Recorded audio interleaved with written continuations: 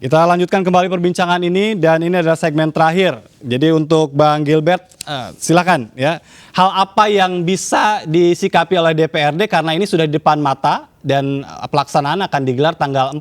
Begitu di tengah tadi pro kontra, di tengah kencangnya kritikan dari DPRD ini pasti akan terlaksana. Silakan Bang Gilbert. Ya, kita berharap pertama ya, kita bukan a priori dengan mobil listrik, tidak. Kita tahu itu masa depan dan kita tidak pernah menyatakan apapun mengenai mobil listrik. Kedua, kita juga tidak mengharapkan ini gagal, tidak. Kita menentang ini karena kemudian kita melihat ini dari awal tidak akan menguntungkan sementara kita kekurangan uang. Banyak sekali kegiatan yang kemudian dihapus. Nah, baik, kalau tidak ingin gagal ya sudahlah. Ini kan sudah mau dilaksanakan, sekarang, didukung saja. Sekarang, loh, tidak begitu kan. Anda memaksakan begitu ya enggak juga lah. Kita juga harus melihat ini secara kritis. Kan kita bukan robot yang kalau ditekan di sini harus muncul di sana, kan tidak. Jadi kita melihat ini bahwa nanti kita akan evaluasi di mana masalahnya. Karena kemudian 2 tahun kontrak sudah hilang yang 560M. Ini sisa 3 tahun kontrak. Apakah masih menguntungkan? Karena dengan kerugian 700 miliar lebih, apakah kalau dikerjakan 2 event lagi malah menguntungkan atau makin rugi? Tentu ini kan semua mesti kita bahas, karena kita tidak mau kemudian kalau konstituen kita kan 2 jutaan lebih yang milih PDIP di DKI kan. Nggak tahu kalau Perindo udah berapa juta yang milih, mungkin 20 juta memilih DKI, nggak tahu saya. Tetapi maksud saya, kita kan mesti memegang teguh kepercayaan yang diberikan masyarakat kepada kita. Makanya kemudian waktu terjadinya penolakan kita, masyarakat memberi dukungan berupa bunga di depan DPRD. Baik. Jadi artinya kita melihat bahwa apa yang kita minta itu didukung oleh rakyat. Bahwa kemudian ini dilaksanakan tanggal 4, kita sangat-sangat berharap ini sukses. Iya, baik. Sehingga kita berharap semuanya juga bisa terlaksana dengan baik. Iya. Iya, baik. Terima kasih Bang Gilbert. Silakan Bang Effendi. Closing statement-nya apa nih dari poin yang kita perbincangkan ini terkait kalau dengan Formula E? Dari saya? Iya, dari... Masih ada? Silakan singkat saja Bang Gilbert. Singkatnya ya, mudah-mudahan sukses lah dan kemudian kita semua bisa melihat kejadian ini menjadi pelajaran yang sangat pahit, karya buruk buat kita sebenarnya. Saya kira itu closing. Baik, silakan Bang Effendi sekarang. Ya saya pikir kalau dibilang untung dan rugi, tentu perspektif masing-masing ya. Mungkin Pak Gilbert perspektifnya hitung-hitungan mungkin ya.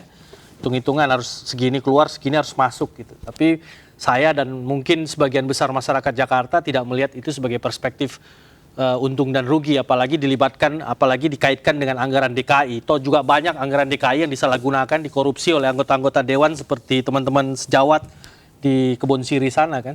Jadi saya pikir saya kira itu ini direkam ya, hati-hati loh. Ini direkam silakan. Dan ini konten. Silakan dilanjutkan dulu Bang Effendi. Nanti siapa yang korupsi ya? Iya, silakan. Silakan Anda rekam, nggak masalah bos. Ya, jadi bagi saya, sudahlah. Saya dari awal saya sudah bilang, lupakan dulu gimmick-gimmick politik ini. Kalau memang ada kesalahan di ujung nanti soal penganggaran, soal apa, BPK ada kok. BPK bekerja kok. Nggak perlulah teman-teman Gilbert dan kawan-kawan di PDIP ini menunjukkan gimmick-gimmick politik yang tidak mendukung atau lain-lain. Semua nanti akan bekerja. KPK juga akan turun. Kan kalian juga laporkan juga di KPK. Kalau emang ini ada penyimpangan, kalau BPK menilai ini ada penyimpangan anggaran juga akan terbukti kok. Iya kan? Nikmati aja nih bos. Event internasional yang masuk ke Indonesia yang nggak selama ini belum tentu. Terakhir kita dapat event olahraga otomotif itu World Rally bos. Saya nggak tahu kalau Gilbert ini tahu soal otomotif event, saya nggak tahu. Tapi yang pasti event terakhir otomotif Indonesia itu adalah World Rally yang kurang lebih hampir 20 tahun lalu bos. Baik. Tahun 96 atau 97. Jadi kita nikmati saja. Jadi sekarang masuk event olahraga balap seperti ini, nikmati bos.